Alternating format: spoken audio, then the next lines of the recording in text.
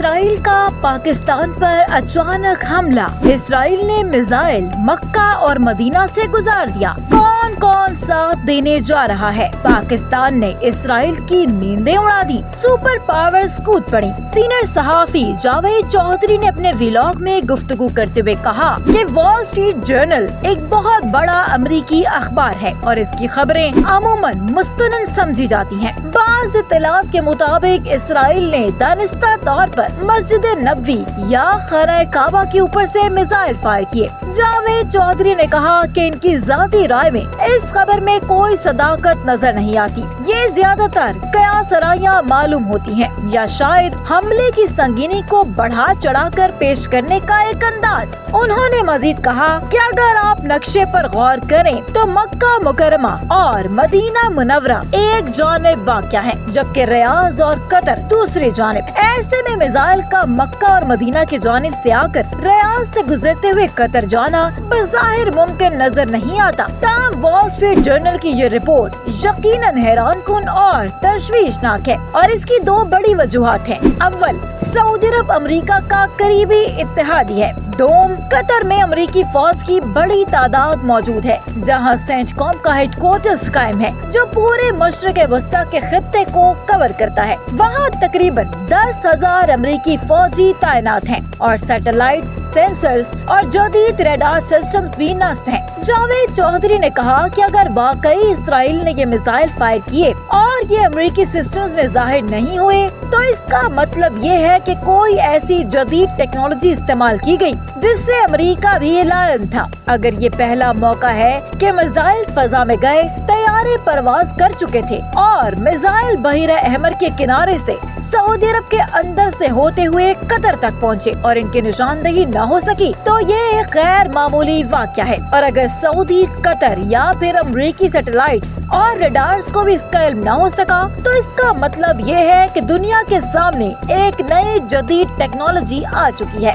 جاوید چودھری نے نشاندہی کی کہ سعودی عرب کے اندر بھی امریکی سینسرز، سیٹلائٹس اور ریڈارز موجود ہیں۔ اگر یہ سب سسٹمز بھی ان میزائلوں کو شناخت نہ کر سکے تو یہ اور بھی زیادہ خطرناک صورتحال ہے کیونکہ اس کا مطلب ہوگا کہ اسرائیل مستقبل میں سعودی عرب کی فضائی حدود سے کچھ بھی گزار سکتا ہے اور سعودی حکومت کو علم تک نہ ہوگا۔ یہ ایک نہایت چونکا دینے والی اور خوفناک حقیقت ہے۔ انہوں نے مزید بتایا کہ وال اسٹریٹ جرنل نے اپنی رپورٹ میں خاکہ شائع کیا جس کے مطابق میزائل زمین کی حدود سے باہر نکلے بغیر بہت بلند فضا میں گئے۔ عام طور پر 500 فٹ کے بعد زمین کی گریوٹی اور آکسیجن ختم ہو جاتی ہے اور اشیاء خلا میں داخل ہو جاتی ہیں، مگر یہ میزائل اس حد سے نیچے ہی رہے۔ اس سے ظاہر ہوتا ہے کہ میزائل کو ایسے زاویے سے فائر کیا گیا کہ وہ زمین کی ایک مخصوص پرت کے اندر رہتے ہوئے دشمن کے علاقے میں داخل ہوئے جہاں ریڈارز اور سینسرز انہیں شناخت نہ کر سکے۔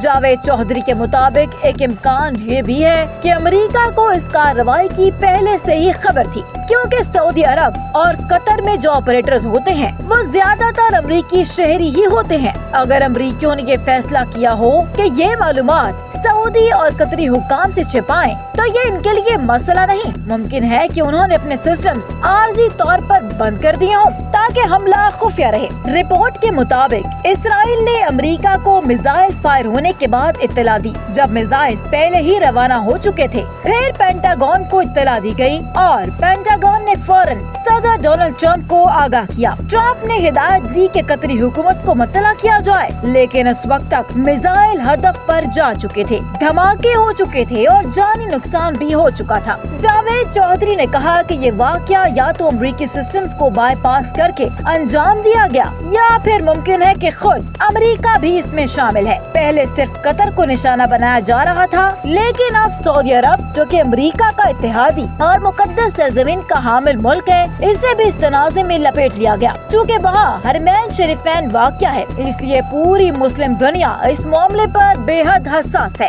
دوسری جانب سینئر تجزیہ کار نجم سیٹھی نے نجی ٹی وی کے پروگرام میں گفتگو کرتے ہوئے کہا کہ بھارت نے جو کارروائی پاکستان کے خلاف کی تھی اس میں اسرائیل کی واضح مدد شامل تھی۔ ہم کافی عرصے سے بتا رہے ہیں کہ اسرائیلی افواج भारत पहुंच चुकी हैं और उन्होंने कश्मीर में अपने अड्डे कायम कर लिए हैं। अब जब भारत ऑपरेशन सिंदूर को अभी जारी करार दे रहा है तो इसका मतलब ये है कि नरेंद्र मोदी मुस्तकबिल में दोबारा हमले का इरादा रखते हैं। सवाल ये है कि क्या इसराइल खुद आकर हमला करेगा? नजम सेठी ने कहा कि नहीं, इसराइल बराह रास्त हमला नहीं करेगा बल्कि भारत के जरिए कार्रवाई करेगा, जैसा कि माजी में भी हुआ। अगर आइंदा कोई ऐसी सूरत-ए-हाल पैदा हुई तो ये दोनों मुल्क मिलकर एक और हमला करेंगे। नजम सेठी ने बताया कि तकरीबन 15 साल कबल जब नेतन्याहू से पूछा गया कि इसराइल के बड़े दुश्मन कौन हैं, तो उन्होंने कहा था कि हमारे सिर्फ 2 दुश्मन हैं, जिनमें से एक पाकिस्तान है, क्योंकि पाकिस्तान एक मुस्लिम मुल्क होने के साथ एटमी ताकत भी रखता है। फर्क ये है कि ईरान के मुकाबले में पाकिस्तान अपनी हिफाजत बेहतर अंदाज में कर सकता है। पाकिस्तान की मिसाइल टेक्नोलॉजी ऐसी है कि वो इसराइल तक भी पहुंच सकती है। एटमी ताकत के हामिल मुल्क से इस अंदाज में टक्कर नहीं ली जा सकती जैसा कि नॉन न्यूक्लियर ममालिक से ली जाती है। नजम सेठी ने मजीद कहा कि हत्ता कि अगर अमेरिका और इसराइल मिलकर भी हमला करना चाहें तो वो पाकिस्तान पर हमला नहीं कर सकते, क्योंकि ऐसी किसी भी मुहिम जोई की सूरत में रिवायती जंग नहीं बल्कि मुकम्मल जंग की सूरत-ए-हाल पैदा होगी, जिसके नताइज निहायत संगीन होंगे।